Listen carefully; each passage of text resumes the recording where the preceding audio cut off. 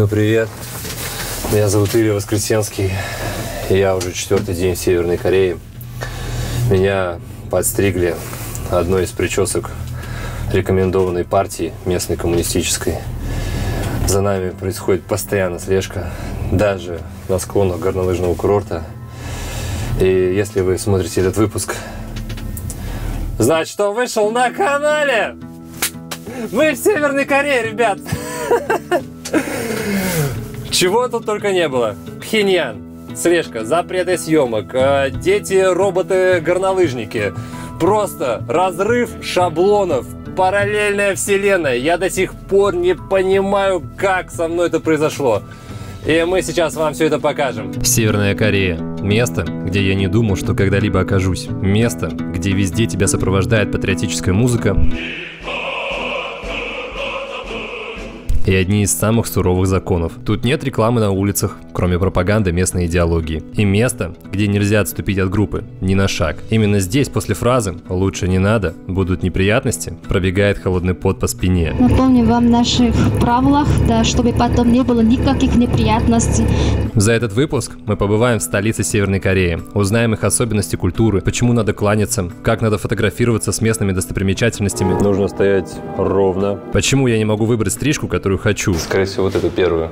Попробуем пообщаться с местными жителями, погрузимся немного в историю, отправимся на горнолыжный курорт, где попробуем ворваться во фрирайд. О, пухлячок! И, конечно, станем теми, за кем будет вестись слежка на том самом горном склоне. Будет интересно. Погнали!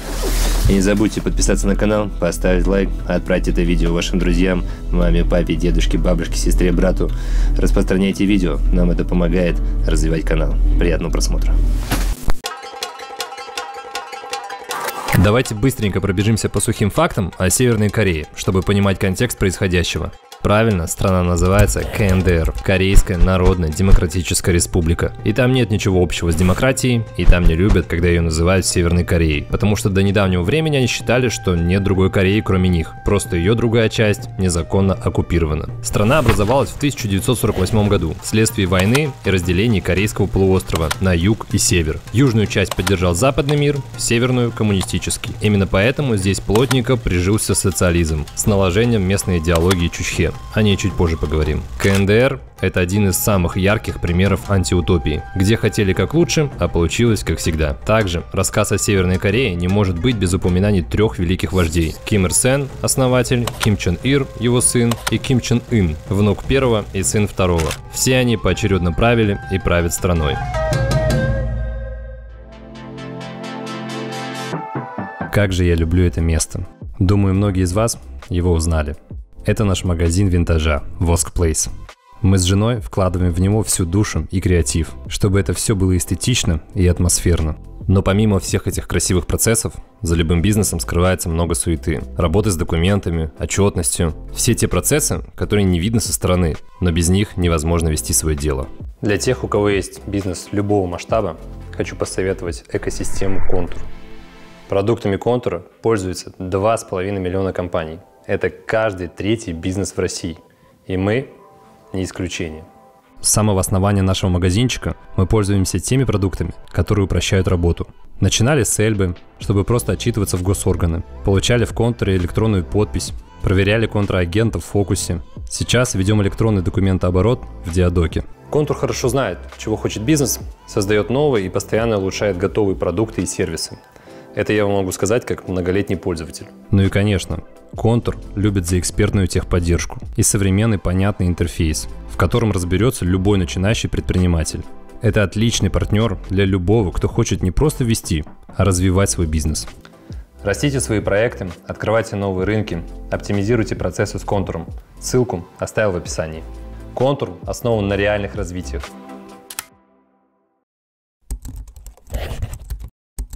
Как вообще мы решили туда попасть? Все произошло супер спонтанно, как в принципе во многих наших путешествиях. Женек присылает мне новость, что Северная Корея открывает свои границы для граждан России, и можно попасть на горнолыжный курорт.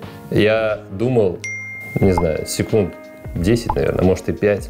Сразу же нашел туристическую компанию, которая организовывает этот тур, написал им, отправил заявку, и они говорят: давайте, ребят, все, мы готовы вас взять, присылайте свои загранпаспорта, заполняйте вот эту анкетку и поехали. Мы ждали ответа, наверное, около месяца.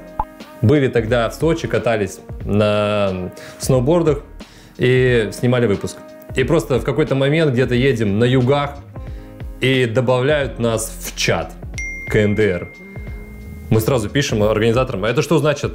Это все, значит, мы едем, нас согласовали? Они такие: да, все, вы едете с нами. Все вот так вот просто. Дальше началась подготовка к путешествию. Во-первых, нужно было заполнить вот эту анкету. Такая она просто А4 с двух сторон. Заполняешь. Здесь абсолютно стандартная форма, как на любые визы. Даже, я бы сказал, проще, чем на любые визы. А вот основные паспортные данные: кем работаешь, адрес работы, телефон рабочий, принимающая сторона, куда летишь, когда обратно. Все. Реакция семьи, конечно, была такая не совсем положительная. Я еще потом сел с детьми и посмотрел различные видосы про Северную Корею. Первое, что мне сказал сын: ты никуда не поедешь. Так, почему вы меня не пускаете в Северную Корею? Потому что если ты что-то сделаешь не так, тебя заберут в лагерь. В лагере тебя минимум на 15 лет. И когда ты придешь, вернешься домой, нас здесь уже не будет. А где вы будете? Жить в своих домах. То есть Талик будет. Да не переживайте, все будет хорошо. Никто меня не заберет в трудовой лагерь. Мы тебя все равно не отпустим. Да вы чё? Я там сниму классное видео. Еще никто не снимал видео про горнолыжку в Северной Корее. И вот ты не будешь снимать ее. Такое вот начало путешествия нормальное. Важно отметить, что попасть в Северную Корею, как раньше, до ковида можно было, так и сейчас только через покупку тура. Туда невозможно взять, купить билет на самолет, пройти паспортный контроль и оказаться в Пхеньяне. Сам тур стартует из Владивостока, поэтому нам необходимо было туда добраться. Прямых рейсов из Петербурга нет, и мы летели с пересадкой в Новосибирске. Но приключения нас ждали еще до самой Северной Кореи. Ситуация такая. Наш рейс задержали, а рейс наш с пересадкой. И получается, что на пересадке, возможно, наш багаж не пролетит. Вообще, я не понимаю, успеем ли мы, в принципе, на пересадку. Короче, от этого зависит все. Вообще, мы сможем ли попасть дальше, в ту точку, в которую мы хотим попасть, или нет.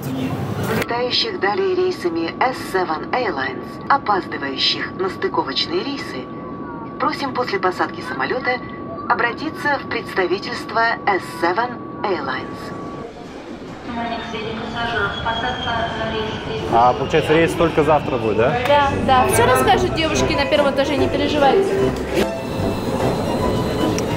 Наш рейс улетел. Вот. И мы, в общем, застряли в Новосибирске. И следующий рейс будет только через сутки. Нам очень повезло, что изначально хотели прилететь во Владивосток на сутки раньше старта программы, чтобы привыкнуть к разнице во времени, выгрузить у друзей часть вещей и техники, так как все же в Корее есть определенные ограничения, и спокойно начать наше корейское турне. Но в итоге сутки мы провели в самолетах и в аэропортах, а сортировали вещи уже прямо перед вылетом в Корею. Мы перекладываем все вещи, потому что в Северную Корею нельзя брать много вещей. Почему-то у них на авиалиниях можно брать только 23 килограмма. То есть один багаж. Неважно, везешь ты там с собой сноуборд, лыжи, только один багаж. И мы сейчас перекладываем все вещи в чехлы со сноубордами. А еще мы везем с собой много всякой запрещенки, которую нельзя везти в Корею. Дроны, например. Поэтому мы их тоже просто выкладываем. Чего? Я не повезу с собой туда. 15 лет трудового лагеря мне как бы не надо. У многих возникал вопрос: а как вы вообще провезли туда технику? Техника же съемочная запрещена в Северной Корее. Там вообще запрещено снимать. И на самом деле это не так.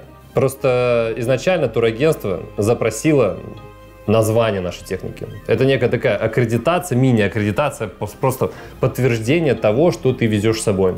Это как говорит, что нужно написать список техники, которую мы везем.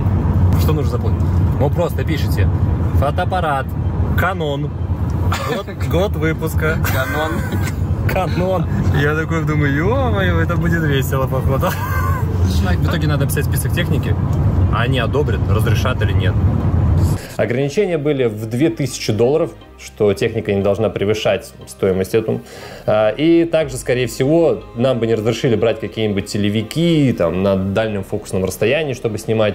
Поэтому мы существенно сократили наш технический став, взяли всего лишь по одной камере и по одному объективу. С вещами разобрались, теперь финальное оформление визы. Чтобы попасть в КНДР, надо еще и визу получить, которая оформляется только перед вылетом. То есть ощущение, что если тебя не согласуют, а ты уже во Владивостоке, то ты просто не полетишь. А там может быть такого, что кому-то визу не вклеют? Нет. Все мы вклеят и все? Мы все вклеим. Вы же понимаете, что вы летите тест-туром. Ну да. То есть мы даже с вами не как туристы, мы с вами как деловая делегация, которая открывает дверь в Северную Корею. Тут надо пояснить. С момента, как ковид пришел в нашу жизнь, во-первых, она не будет прежней, а во-вторых, КНДР закрыла на все это время границы. То есть и так закрытая страна на 4 года полностью законсервировалась. А наша поездка туда является первой для туристов спустя это время. И да, чуть не забыл самое главное. Стоимость тура обошлась в $730 с человека и 7000 рублей за оформление визы. Так, выдали паспорта. Открывай, там вообще есть виза? Да, кстати, давай посмотрим. Номер 2. Номер 2. Так, хорошо. Оп. Это что? О, вот это нормально. Ну-ка, дай-ка я посмотрю. У меня тоже есть виза. Поздравляю тебя с открытием визовой истории. Отправляемся на регистрацию. Здравствуйте. Ваш паспорт?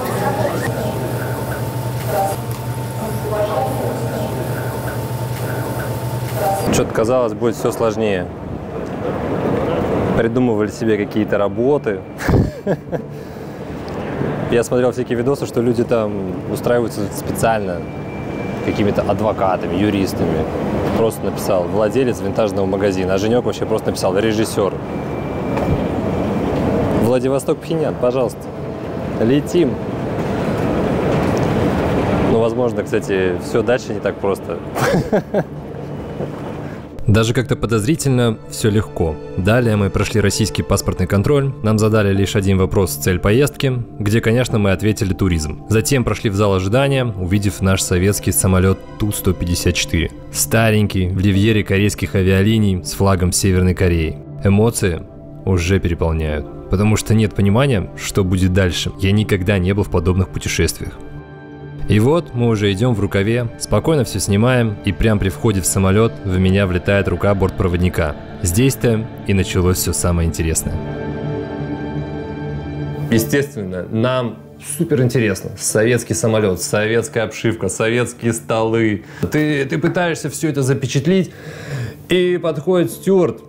Сижу я, сидит Женек, и рядом просто вот мужчина, который летел с нами, тоже купил тур. Подходит стюард.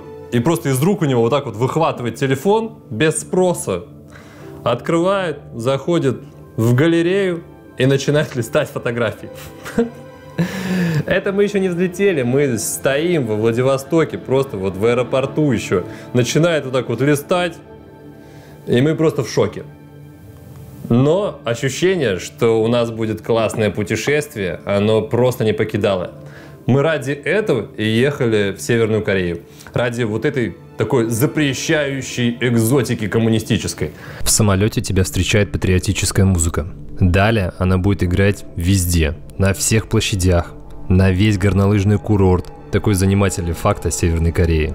Кстати, в КНДР с 2015 года в принципе запрещена иностранная музыка. И та, что не соответствует строгим стандартам партии. А докуда эта строгость распространяется, кто его знает. Я могу лишь судить по тому, что мы услышим с вами в этом выпуске. Также в Северной Корее строго цензурируется просмотр видеоконтента. К примеру, за просмотр южнокорейского контента, вне зависимости от содержания, а также за владение им, предусмотрен тюремный срок. Кроме того, каждый, кто пишет или говорит, поет в южнокорейском стиле, также может подвергнуться наказанию по всей строгости закона. Надеюсь, вам слышно.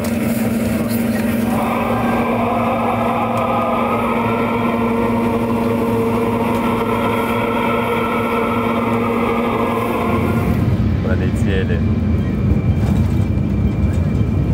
Немного запаха керосина. Но самолет уже летит, так что все нормально. Буквально 40 минут, и мы приземлимся в Корее. 800 километров лететь, кстати, сказали. А пока будем наслаждаться бортовым журналом.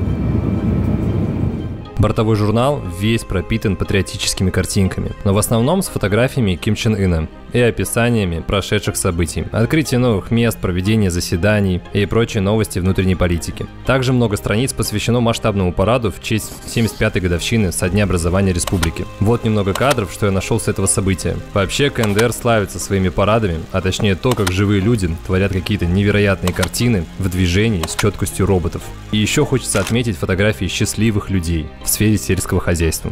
Все они бесконечно улыбаются. Посмотрите на этих рыбаков. Поймав рыбу, они такие счастливые. Или вот эти ребятки, проверяющие новые станки. А вот девушки собирают яблоки. Но просто рай на земле. Конечно, как только ты заходишь в самолет, ты сразу ощущаешь, что такое Северная Корея. За тобой следят просто постоянно, нон-стоп. Мужик заходил, выходил. Запрещал все время снимать.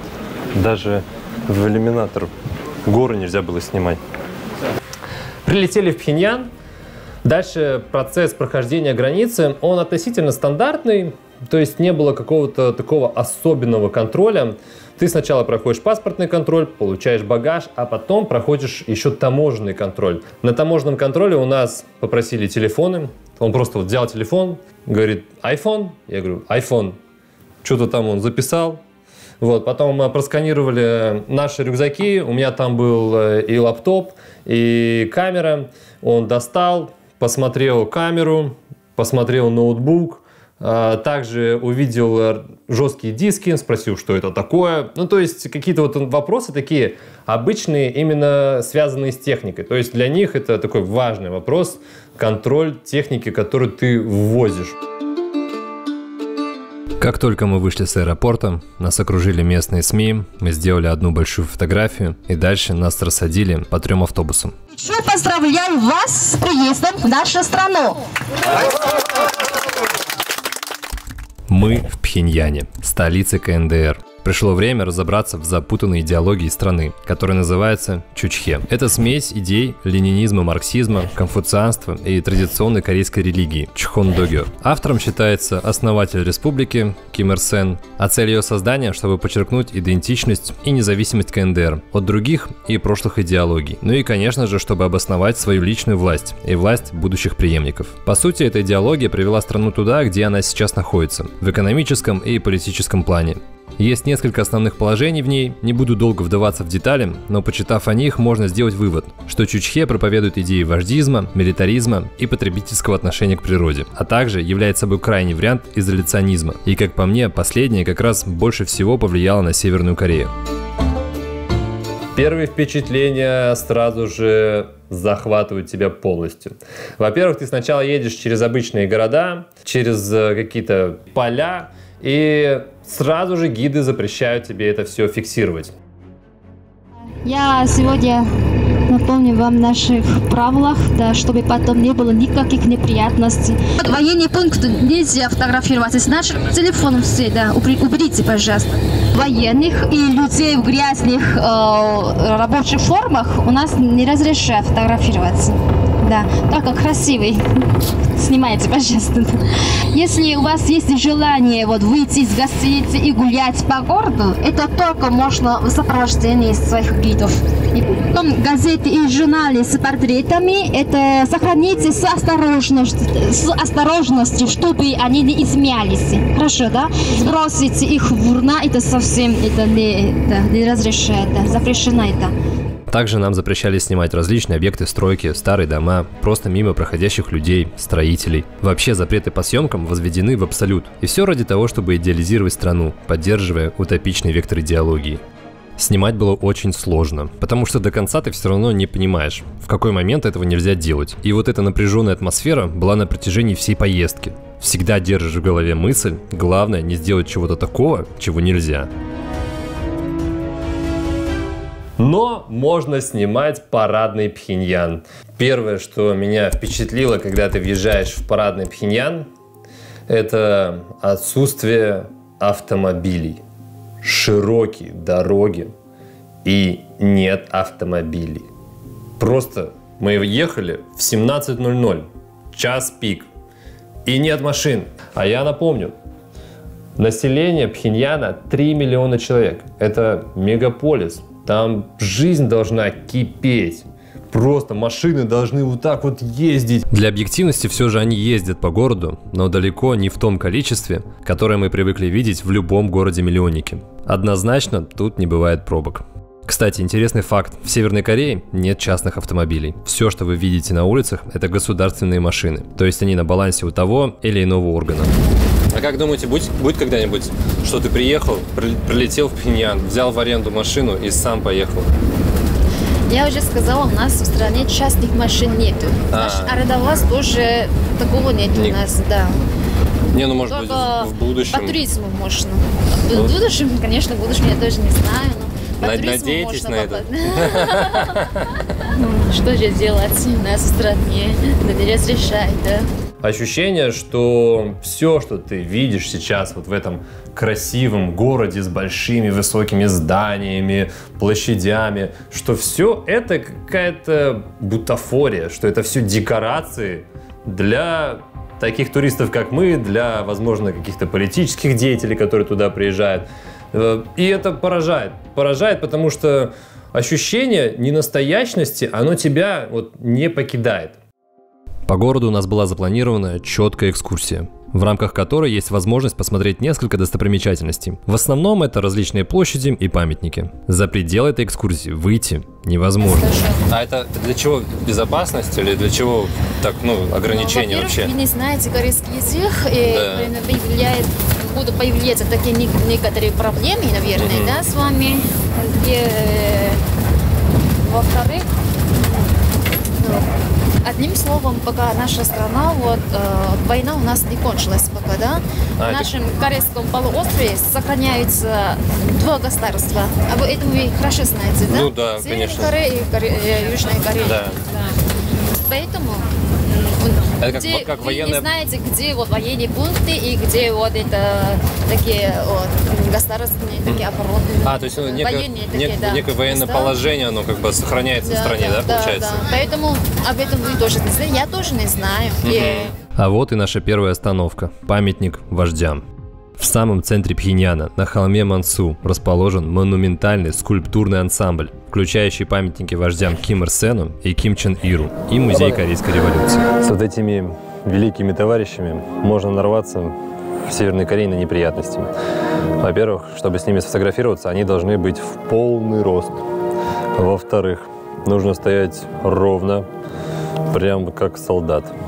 Если вы сделаете фотографию в прыжке или как-то кривляясь, то за это предусмотрены неприятности. Какие, нами сказали просто. Если вы не хотите неприятностей, не обрезайте наших дорогих вождей, фотографируйтесь ровно стоя, а еще нас заставили возложить цветы и поклониться. Изначально тут стояла лишь одна бронзовая статуя – Ким Ир Сена. Но после смерти Ким Чен Ира появилась и его статуя. Конечно, масштабы того, как продвигается вождизм семьи Ким, поражает. Для примера, несколько цитат из Конституции КНДР. Республика основана на идее Чучхе, где воплощены идеи великого вождя товарища Ким Ир Сена и осуществлено его руководство. Великий вождь товарищ Ким Ир Сен является основателем КНДР и родоначальником социалистической Кореи. Также Конституция гласит, что товарищ Ким Ир Сен был гением идей, теорий и практики руководства, был всепобеждающим, стальным полководцем, великим революционером, политическим деятелем и человеком с большой буквы. А во введении Конституции описываются заслуги и качества Ким Ир Сена. Он назван солнцем нации, светочем объединения объединения Родины, который имеет немеркнущие заслуги в деле осуществления самостоятельности человечества. Обожествление личности неоспоримо. И, естественно, на всех площадях еще стоят люди, которые контролируют это все. Они смотрят за тем, куда ты пошел, как ты это сделал, как ты сфотографировался, уважительно ли ты относишься к месту или нет. И это просто, ты когда слышишь это, ты думаешь, как это вообще возможно? На площадях и памятниках, куда нас привозили, практически не было местного населения, кроме сотрудников, сопровождающих нашу группу. Возможность встретить обычных людей, обычных жителей города, она супер минимальная. И даже если получится встретиться с ними, то не получится контактировать, пообщаться. Была ситуация, нас привезли на очередной памятник советским солдатам, и там была возможность немножко отойти. Мы поднялись вверх по холму, пошли гулять по парку, и там шла бабушка с внуком своим, и я вижу, как ребята решили подойти и подарить мальчику шоколадку. Так реакция бабушки была очень жесткой. Она просто отдернула сына, внука, и побежали в другую сторону. То есть они прям видно, что они не хотели контактировать. И, в принципе, возможность вот так вот встретить людей в таких местах, она, супер минимальная. И пообщаться с обычными местными жителями, расспросить их про жизнь, чтобы они пригласили тебя в гости, это просто невозможно. До поездки, просматривая информацию о Северной Корее, я натыкался на различные видео, где люди заходят и в обычные магазины, и в метро ездят с местными. Но в нашей поездке такого не было от слова совсем. Возможно, последние 4 года, пока страна была закрыта, это сильно повлияло на нее. И правила для туристов еще сильнее ужесточили. И именно вот это тоже создает такое ощущение шоу, которое создается для туристов. Как Женек говорил, это как будто в Counter-Strike ты выбрал какую-то зону, ты ходишь по ней, но ты не можешь выйти за ее пределы. Все оно не настоящее. Дальше уже просто такая пропасть или стена, в которую ты упираешься, которую невозможно пройти. Попасть в Северную Корею – это, конечно, очень классно. Но вы помните, как долго я ехал сюда? Несколько пересадок на самолете, десятки часов в аэропортах, автобус, 2 суток в пути. Моя шея и спина просто отваливаются после таких путешествий. Но это уже в прошлом, потому что теперь я всегда беру с собой вот такой вот роллер. Он, кстати, тоже из Кореи, но из Южной. Да-да, это коррекционный роллер, разработан южнокорейским доктором. Он имеет правильную анатомическую форму. Посмотрите, вот здесь выемки специально, чтобы вы не навредили себе. Я, конечно, не фитнес-тренер, но покажу вам несколько упражнений, которые нашел вот здесь в инструкции. Тут даже есть QR-код на видеоинструкцию, чтобы наглядно было понятно, как их делать. Можно начать занятия возле стены, а потом, как привыкнете, переходите на пол. Также, помимо длинных поездок, сижу ночами с монтажом. Все-таки 1 терабайт материала за один день не монтируется. И как-то у меня даже защемило спину. Пришлось долго мучиться с массажистами, мануальщиками. Но теперь я понял, что нужно предотвращать эту проблему заранее. Просто заниматься каждый день. Поэтому роллер – спасение для моих зажимов. Уверен, что это будет полезный продукт и для вас.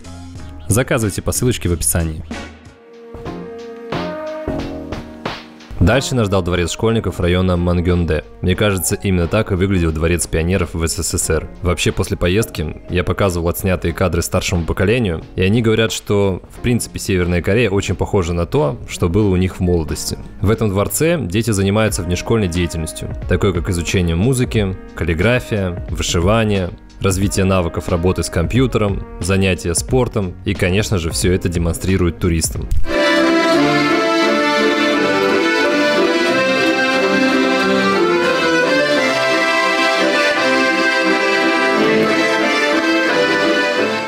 Если вы до этого видели в сети, как корейские дети виртуозно играют на гитарах или выполняют какие-либо другие немыслимые действия, то это было все снято именно тут. А финальным аккордом в посещении Дворца школьников стал концерт.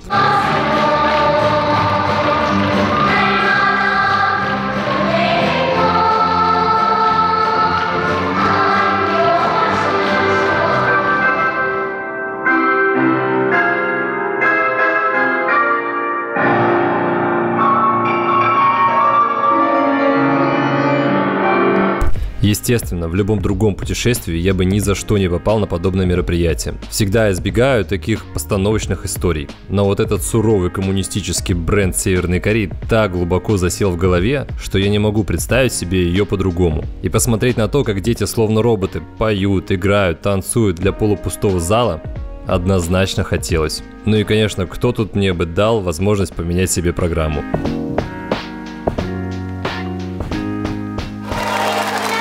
Вы наверняка заметили обилие портретов, фотографий великих вождей.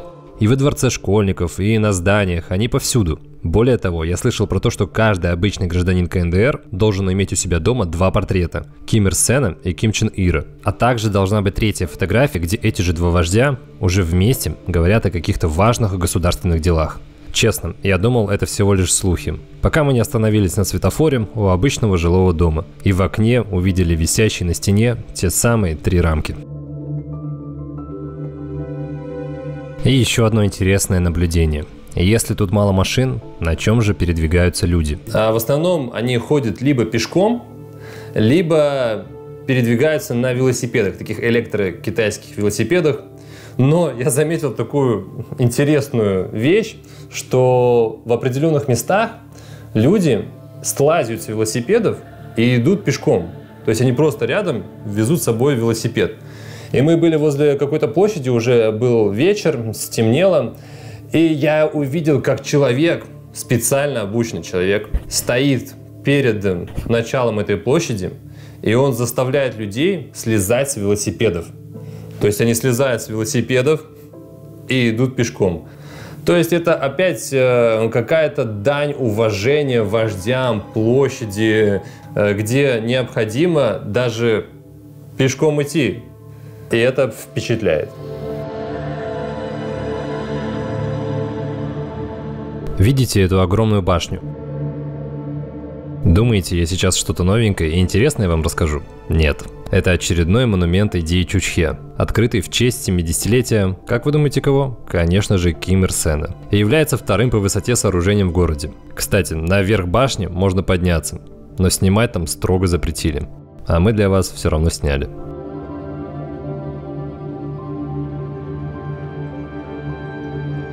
Вообще в центре Пхеньяна много больших и красивых архитектурных сооружений. И все они так или иначе связаны с идеологией или государственными органами.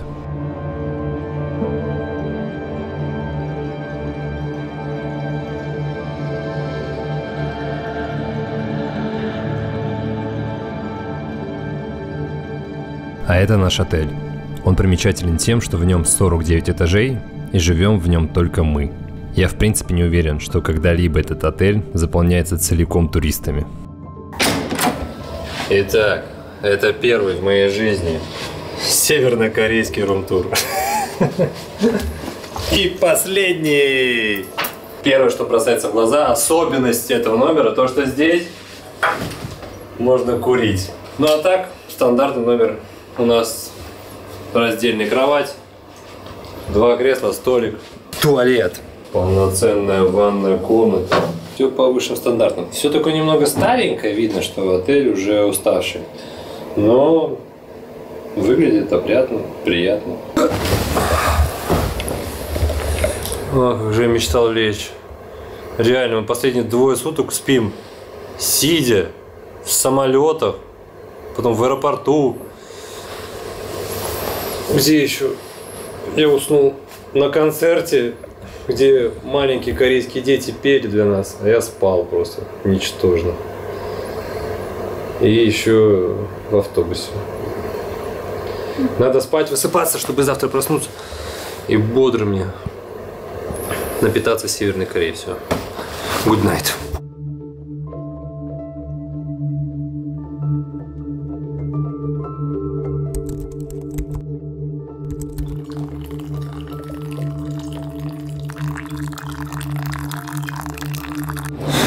День в Северной Корее номер 2. Проснулись. Такое все серенькое. Почему-то странно, но утром уже не везде горит свет. Смотришь туда, вот вдаль, в город, и везде тьма. И в ту сторону также. Купил дорогу водички. 2 бутылки 40 центов. Да. Тут, кстати, все в долларах.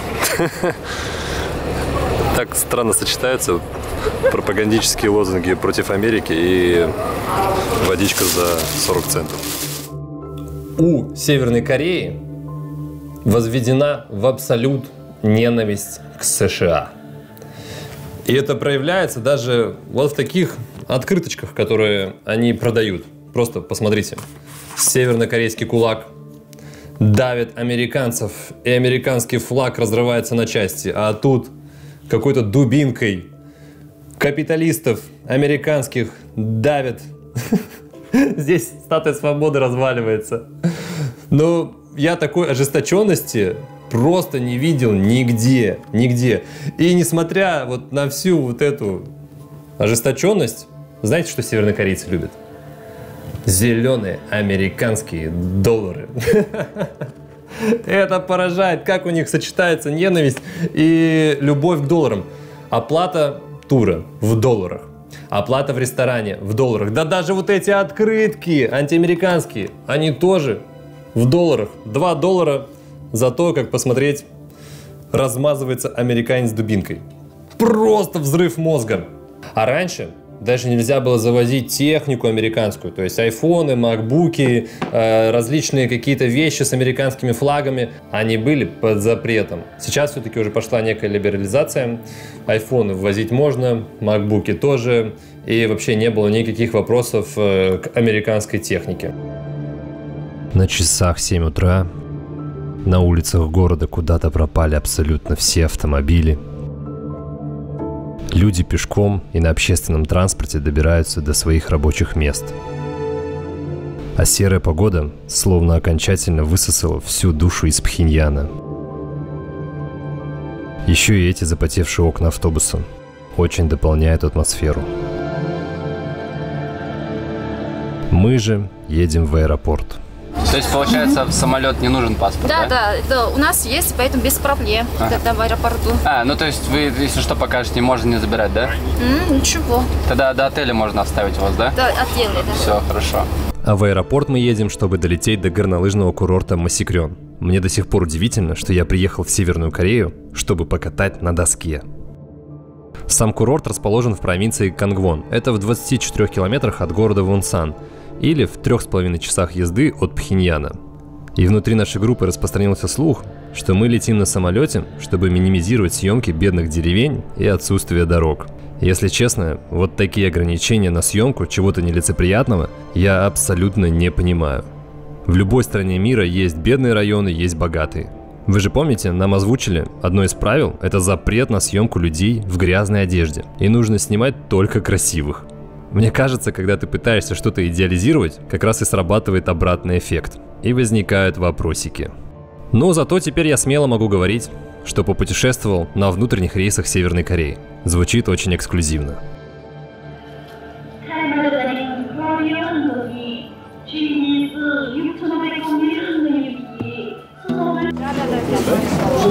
У нас собрали паспорта, а теперь их обратно раздают. Женя, кстати, больше всех переживает, что паспорта здесь не у нас. Паспорта хранятся у гида. Здесь. Воскресенский, Пелевин. Да. Аксенов. Женек, тебе так и не выдают паспорт. Переживай. Еще есть паспорта? Найдется все, найду. Том Пэйсинь. А Пелевин есть? Давай сюда. Нету, а Пелевина еще нету паспорта. У него есть. У него у кого? У девушки, вот. Пелевин нужен. Здесь тоже нет Пелевина. Есть, все, нашли, все. Нашли. Пока добираемся до горнолыжного курорта, давайте я вам расскажу основную информацию про него. Везде, где я нашел информацию, расписано о том, что курорт, куда мы летим, соответствует уровню современных мировых горнолыжных курортов. Там имеется много разнообразных трасс, хороший отель, подъемники разных типов, возможно, аренда всего необходимого оборудования. Будет ли это так на самом деле? Мы с вами это и проверим. Конечно же, основная цель представлена была этого путешествия, это посещение горнолыжного курорта. И мы, как катающиеся люди, хотели это увидеть. Хотели увидеть, как устроен бизнес горнолыжный, если можно так назвать бизнес в Северной Корее. Как это вообще покататься в Северной Корее? И первое, сразу же при въезде на курорт, тебя просто поражает наповал снег.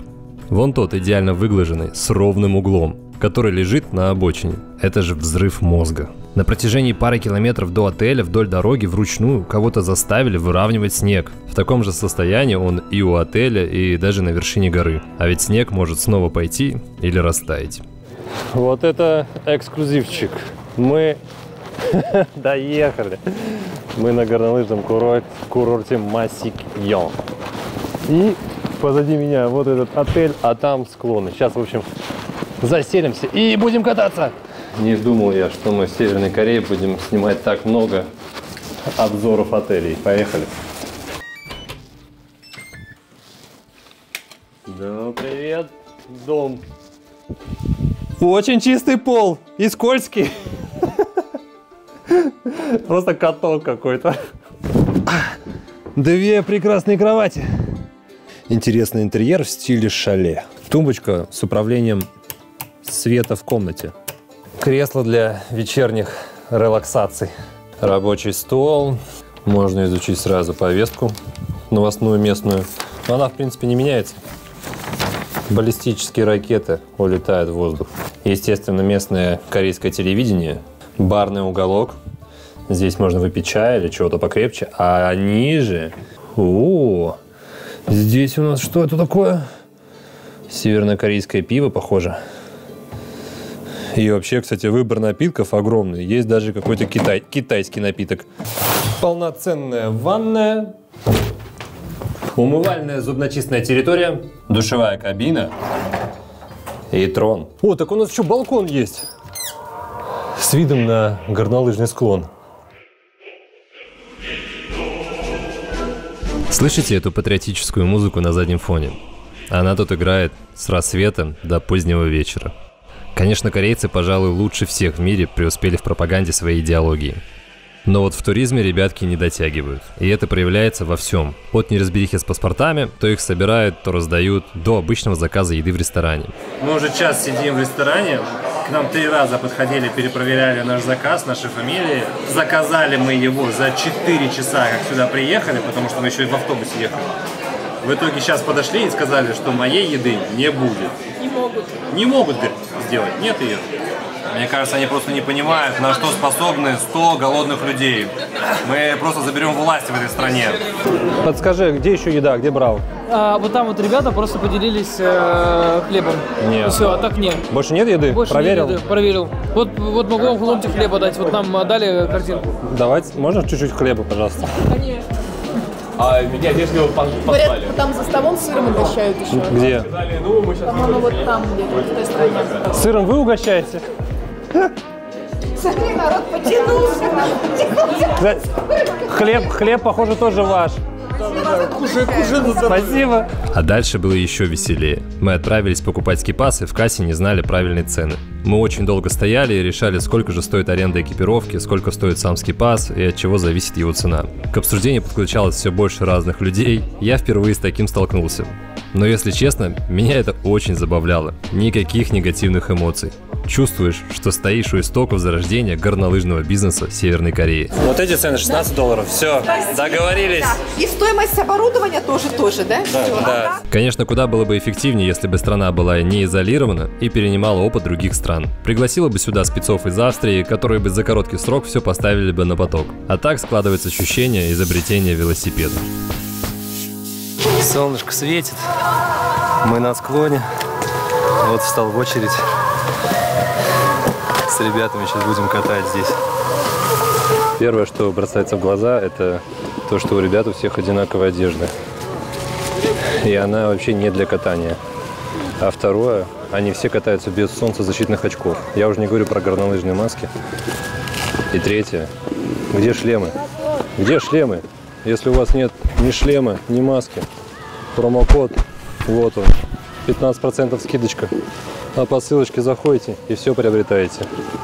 Катайтесь с умом.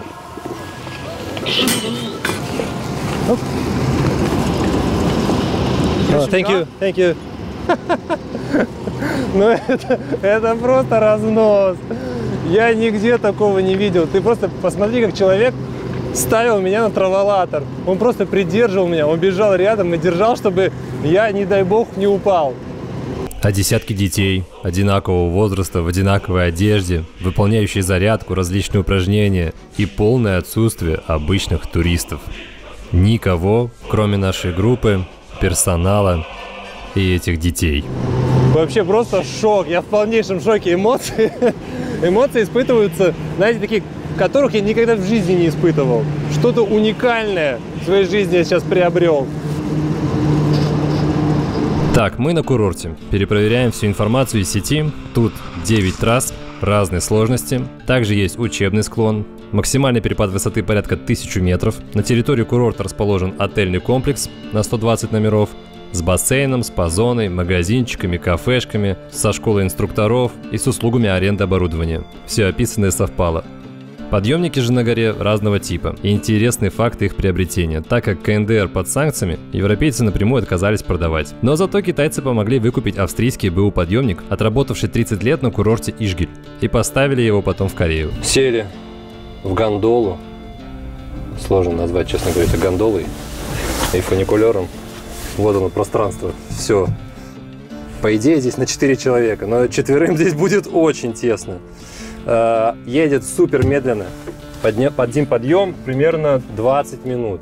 То есть 1300 высота горы.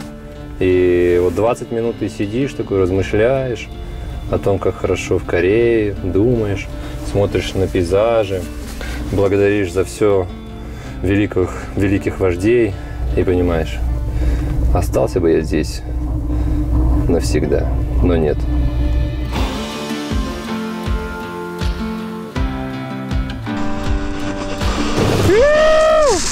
Мы катим по склонам Северной Кореи!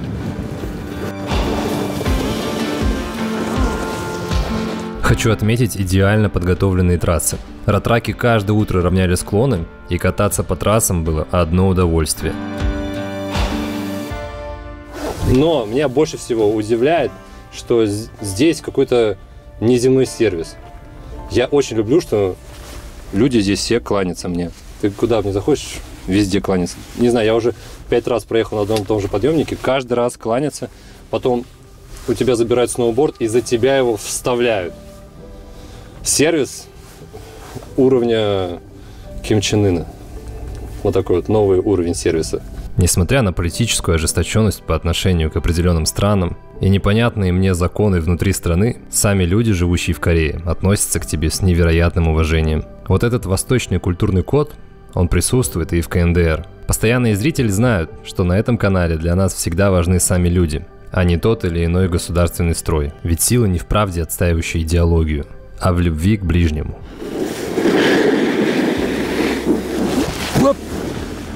Пару слов про ограждения на склонах в Северной Корее. Они, конечно, супер небезопасные. Во-первых, вот эти металлические столбы. Металлические столбы. Вы просто представьте, если в нее влететь. Потом сетка. Она с человеческий рост. Я 1,95 м, прикиньте. Плюс она закопана в снег туда глубоко. Она очень жестко натянута. Ну и для контроля вон там камеры висят. А если камер недостаточно, помните, я еще в начале выпуска говорил про слежку на склоне. Это неизбежный атрибут. Садишься в фуникулер, следом отправляют человечка. Спускаешься по склону, опять же за нами отправляется человек. Они так невзначай катаются где-то рядом, делают вид, что не следят. Но когда на горе только мы и они в одинаковых костюмах, это очень сложно не заметить. Мы вот укатили на трассу, где нет людей, и за нами отправили сопровождение с двух сторон. Спереди и сзади. It's okay? No? It's a good snow. No? No? Нам разрешили, ребята, тут прокатиться. По свежему снегу.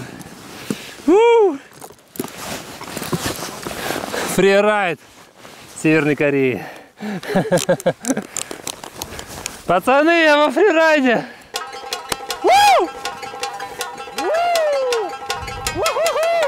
О, пухлячок! Ё-моё! Это же кайф! Черный в Северной Корее, пацаны!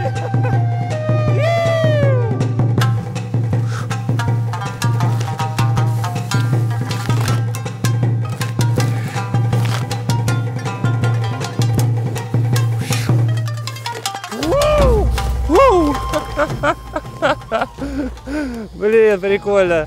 Вот это нам повезло. Я тут, короче, на все наговаривал, что пацаны нас никуда не пускают, сопровождение. Пытался, знаете, страха нагнать. А он такой: да что, езжай сюда. И вот мы во фрирайде. Ну что, мы расчехлили фрирайд в Северной Корее.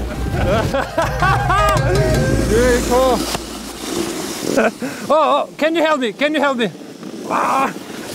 Thank you, thank you. Для этого и нужны лыжники.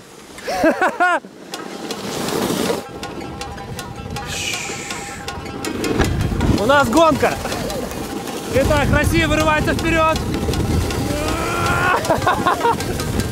Давай, давай.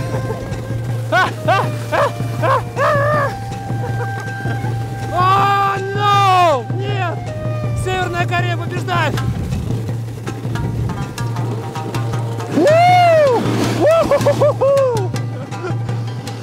Да вы что, на финише вырвался вперед, просто смотри. Это победа! И тут я подумал, что вот он, севернокорейский турист на горнолыжном склоне. Они все же существуют, но нет. Потом мы заметили, как этот дяденька раздает указания. Он оказался тем самым, кто и заставлял людей выравнивать снег. Интересное наблюдение на данном курорте. Он из-за того, что новый, и здесь работают, не сказать, что профессионалы, они... Блин, я не знаю, видно или не видно, но вот сейчас просто жестко шатает подъемник. Прям нереально. И они не понимают, при какой погоде можно запускать подъемник, при какой нельзя запускать. Еще, кстати, момент. Они не понимают, во сколько закрывать трассу. То есть они вот вчера закрыли трассу в 7 вечера. Уже была тьма. Мы спускались в сумерки. После нас еще ребята спускались просто в полной темноте. Сегодня они уже ее, например, закрывают в 16:50. Они учатся на туристах. Из-за того, что туристов здесь нет, что там, Женек, страшно? Просто я смотрю на Женька, у него вот такие глаза. Нас болтает лево-право, а в упору бы не удариться, я не шучу. Стремно, нереально, просто стрёмно. Из-за того, что нет туристов, они не понимают, как работать, они еще не отточили это.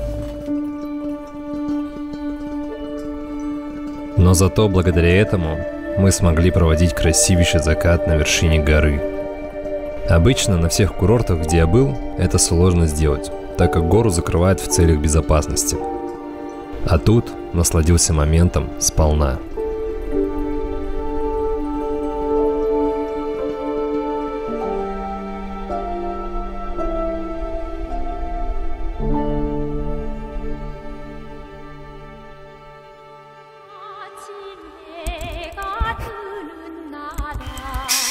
Доброе утро. В нашем идеальном горнолыжном мирке все прекрасно. Я завариваю кофе, наблюдая в окно за тем, как на склоне разминаются пионеры. Туристическая компания, которая организовала нам этот тур, посоветовала взять с собой различные подарки для местных гидов, для детей, для, не знаю, еще каких-то местных людей. И советовала брать конфеты, шоколадки, сигареты. Также советовал брать какие-то крема морковные. В общем, полнейшую дичь. Но мы взяли с собой доллары, потому что они на самом деле в Корее очень ценятся. И я уверен, что куда будет приятней местному человеку получить доллар, нежели какой-то морковный. И вот у нас в номере убираются по 3 раза в день. Перед сном застилают, нам ставят таблички good night. И я оставляю вот здесь им по $1. Немного счастья в одной корейской семье прибавится на $1. Теперь у меня по плану стрижка. Вы же наверняка понимаете, что в Северной Корее с такой прической, как у меня, запрещено появляться даже на улице. А про 15 разрешенных причесок, которые утвердила партия для мужчин и для женщин, это не слух, а абсолютная правда. В парикмахерских висят даже плакаты с этими прическами. А у нас при отеле есть парикмахерская. Поэтому воспользуемся этим. Стричься, стричься. О, парикмахерская? Да, есть.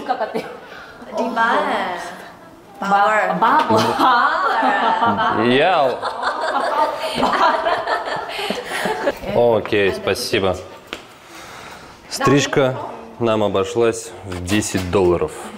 Так, мне надо выбрать стрижку, да? Я даже не знаю, какую выбрать. Я выбрал вот эту. Какой? Вот эту.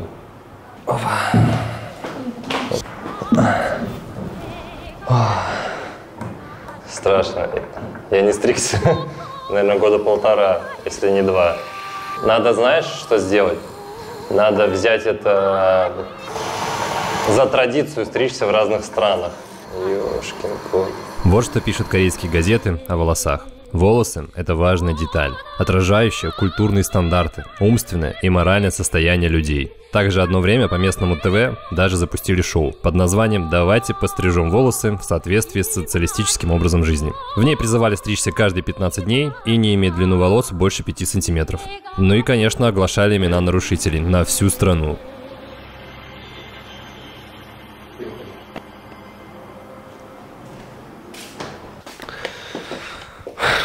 Полный отстой.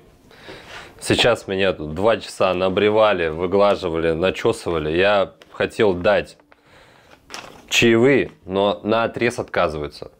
Полностью отказываются. И на камеру, и без камеры. Приходим в номер, мы тут оставили, помните, деньги им. И что?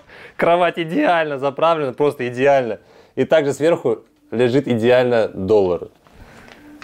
Не берут они, мы просчитались. Надо было все-таки брать с собой шоколадки, эти морковные крема и так далее. Коммунизм, вот этими капиталистическими бумажками в Корее не победить. Хотя, возможно, это по закону запрещено держать иностранную валюту. Я не читал про это, не знаю. Хотел принести счастье, а принес, походу, беду. Американскую. Но вот в туристических магазинах доллары принимают с удовольствием. Поэтому самое время немного их потратить и закупиться сувенирами. Что интересно, все сувениры также пропагандического характера. Например, вот такая книжечка. Вопросы и ответы по идеям Чучхе. Чтобы вы понимали, какой идеологией живет Северная Корея. Масса различных открыток, как вот антиамериканских, так и таких для внутреннего рынка. Но хочу отметить, очень классные иллюстрации. Мне, правда, супер нравится вот такой стиль иллюстраций. Это такой экологический пак открыток. Здесь северные корейцы сажают деревья, говорят о том, что нужно экономить воду, беречь природу. Очень интересно. Также я из самолета забрал вот такой вот журнал. Здесь на каждой странице, просто на каждой странице вождь, который сначала он открывает какую-то фабрику, потом он запускает ракету, посещает парады. В общем, весь журнал посвящен жизнедеятельности Ким Чен Ына. Тоже интересно. На память забрал вот эту рекламную брошюрку.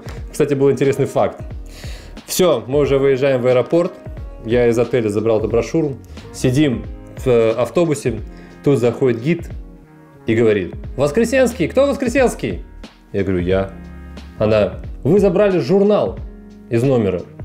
Я сразу напрягся, вспомнил ту историю с американцем, который за то, что он забрал плакат из отеля и потом сел в трудовой лагерь. Я очень напрягся.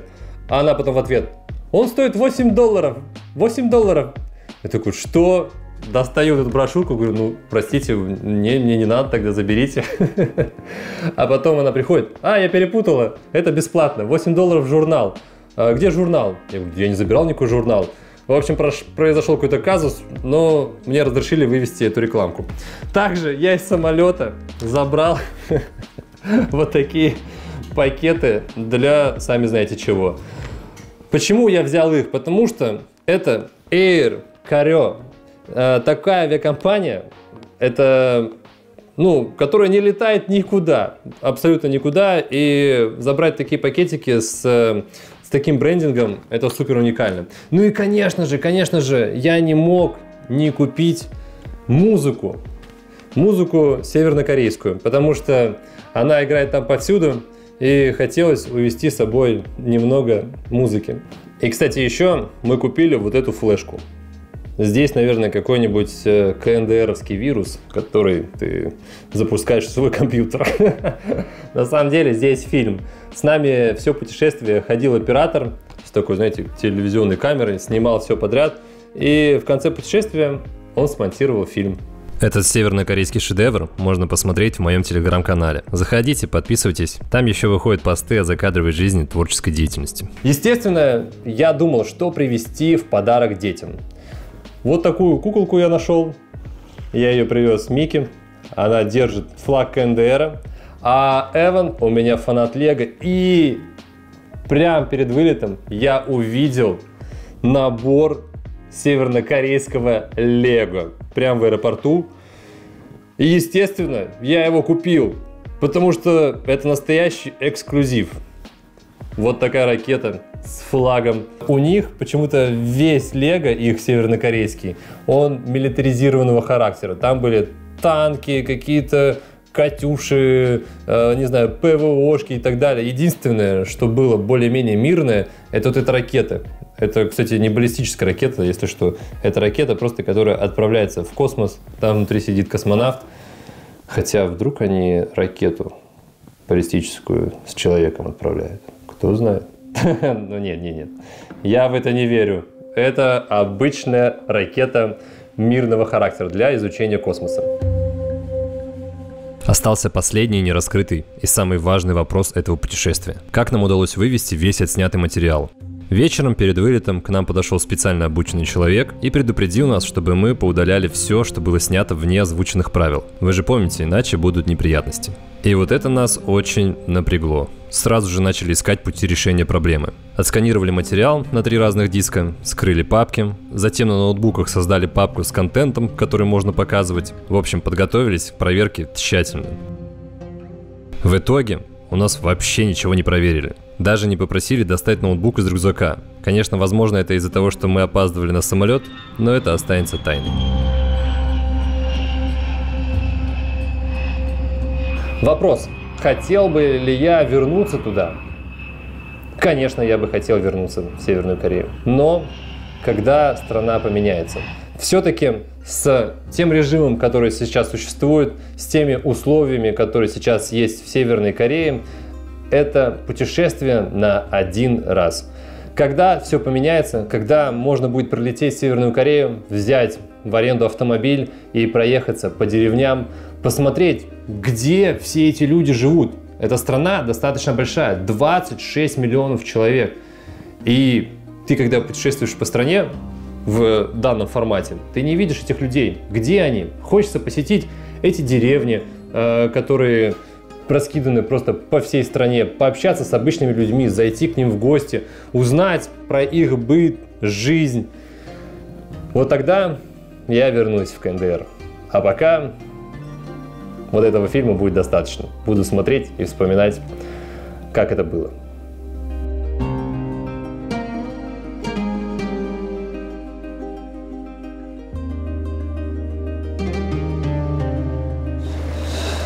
Какое же это было незабываемое путешествие. Не совсем стандартное для меня, но супер впечатляющее. Но вы же помните, что настоящий путешественник не тот, кто в Северной Корее или на краю Камчатки. Настоящий путешественник живет вот здесь, внутри каждого из вас. Путешествуйте как можно больше, потому что именно в путешествиях самые незабываемые эмоции. Никакие подарки, деньги, ничто с этим не сравнится. Путешествуйте. И не забывайте подписываться на канал, ставить лайки, писать комментарии. Такие простые действия для вас очень важны для нас и развития этого канала. Вы помогаете улучшать качество, покупать новую технику для съемок, отправляться в самые интересные уголки нашей планеты. Ай, да, я забыл сказать. Купил машину в Корее, и теперь на ней надо добраться до Петербурга. Но об этом в следующем выпуске. Погнали! заказали шашлычок. Написано, что это говядина, но по вкусу вообще не говядина. Надеюсь, хотя бы не собака.